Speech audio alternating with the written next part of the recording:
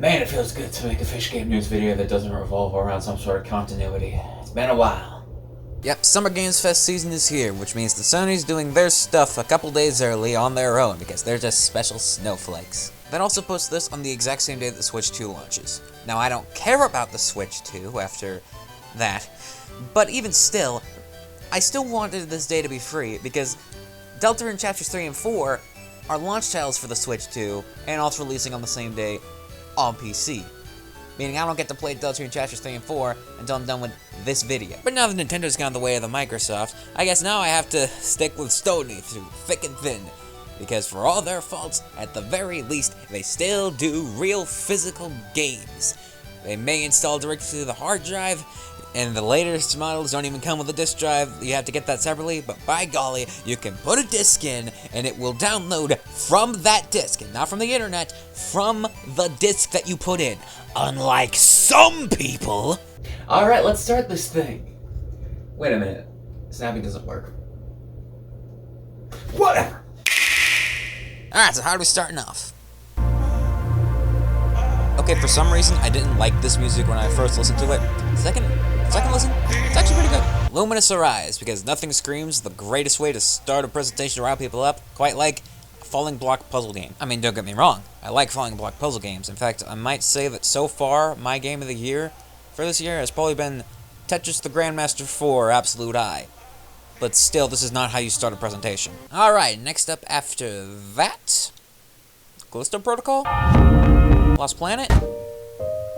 What? Pragmata. I'm guessing this is Capcom's take on the Stranded on an Abandoned Spaceship game. Because we need more of that. Games need to be movies.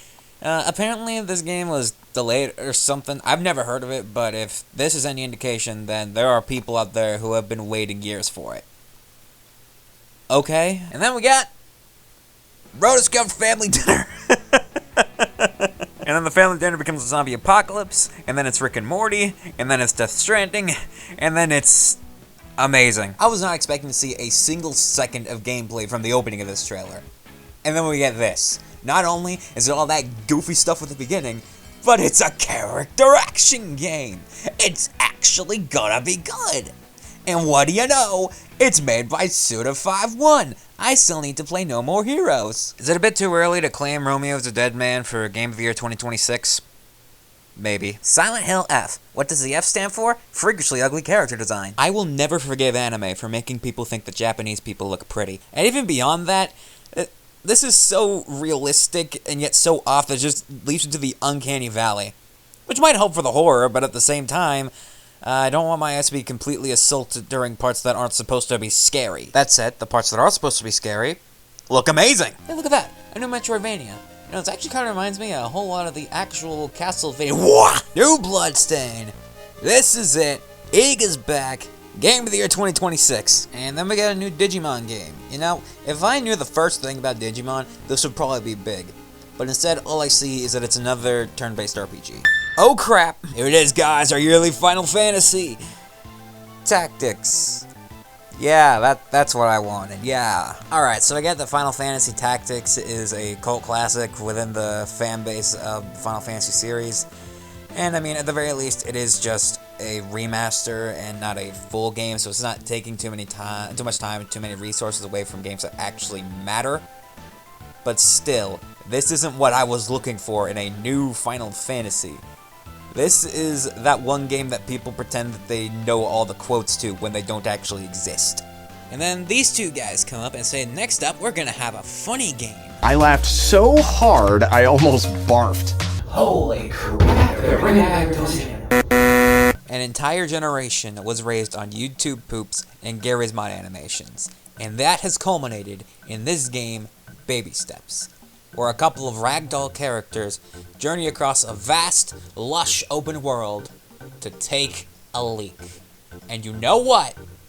I'm in. And then we get a sizzle reel of games that I guess don't really matter that much because it didn't get full trailers. Hirogami looks really cool. The Ninja Gaiden spinoff I was already sold on. The other two, I don't care one bit. And then Digital Clips announces a new collection of, clearly enough, arcade games. And that's what arcade games they are. Alright, so it turns out they're bundling every single good fighting game into one collection. That's right, I don't care about Street Fighter, I don't care about Tekken, I care about digitized graphics and gallons of blood. I have Scorpion on my wall, shut up. And even if I didn't care, it's called the Legacy Collection. I have to get every single video game compilation that calls itself the Legacy Collection. Because I've got Mega Man, I've got Metal Gear, so now there's Mortal Kombat. Why do they all start with an M? Oh yeah, speaking of Metal Gear Solid Delta. I'll be impressed if they show the hand job scene. Holy moly, there's a monkey! And, oh yeah, I forgot. Between Mortal Kombat and Metal Gear, they showcased they had a fight stick. That's neat. I have a Mayflash. This next game, I saw the Koei Tecmo logo, I saw an Asian man with an exposed face, and I was just waiting for the Omega Force logo so I could just zone out. Team Ninja? Wait a minute! Dear God. Alright, so it turns out this isn't Dynasty Warriors, it's Neo. The closest thing I've ever played to a Neo game is Stranger of Paradise, and my biggest problem with that game, aside from the gear-based leveling system, is that it doesn't have a jump button. Well, would you look at that? Here it is, Game of the Year 2026. And there's a demo out right now. Yes, please. And here we have a multiplayer, narrative-focused walking simulator on a beach. No. And then we get some free updates for Astrobot. I still haven't played Astrobot. In fact, out of the 11-year history of the Game Awards, the only Game of the Year they gave out for games that I've actually played are for Breath of the Wild and Last of Us 2. What a combination. Sea Remnants, here we go, a pirate game. This seems interesting. Wait a minute, freeze on that. Turn-based. For the developers of the game that made people cry. Even flow. Listen, even I got emotional playing Journey. So seeing the developer behind that go ahead and make a skateboard game that looks a lot like it just doesn't sit right with me. Next up, we've got some more additions to PlayStation Plus Classics, which we are no longer a part of because we never used that, except one time when I tried to play Jumping Flash, and then it ended up being a classic console FPS with controls that don't work. Twisted Metal 3 and 4, the ones that no one likes. But at the very least, it did confirm that the next season of the show is due next month, and I love the show. Resident Evil 2 and 3 aren't already on there. Also, you get Myst and Riven, the original point-and-click versions. Now, I have played a bit of the 2018 remake of Myst, and I gotta say, it's really good, but you can't play it without a walkthrough, so no. Alright, back to new games. He was 11 years old. He then started a grand tour of every major boarding school in Britain. Always at the top of his class. Always at odds with authority. Same thing in the Navy. I'm guessing it's based off of that new Netflix show from England where it was based on actual tragedy in a school, but the race of the delinquent was swapped around. Wait a minute, did he say Navy? Yeah, a James Bond game. A new James Bond game. Apparently this one actually is a prequel to the entire series. I have never read the books, I have never seen the movies, I've seen Austin Powers, and that's the closest thing I've ever gotten to actually watching a James Bond movie. I played about 20 minutes of GoldenEye before deciding that it is completely inoperable in the modern day. So yeah, since I have basically zero experience with the entire James Bond series, I'm guessing this is probably the best way to start.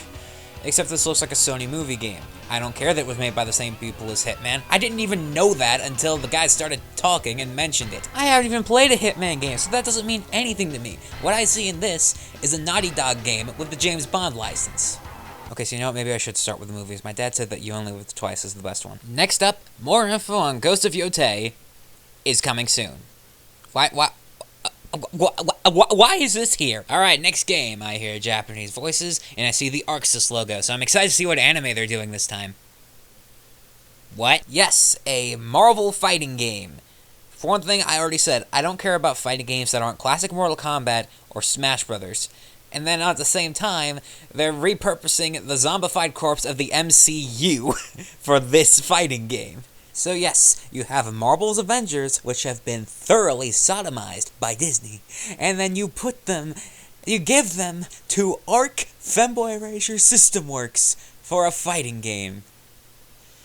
I think I'll take my business elsewhere, thank you. But wait, viewer, wouldn't you rather spend the entire rest of this presentation with an 8-minute documentary on the development of Marvel vs.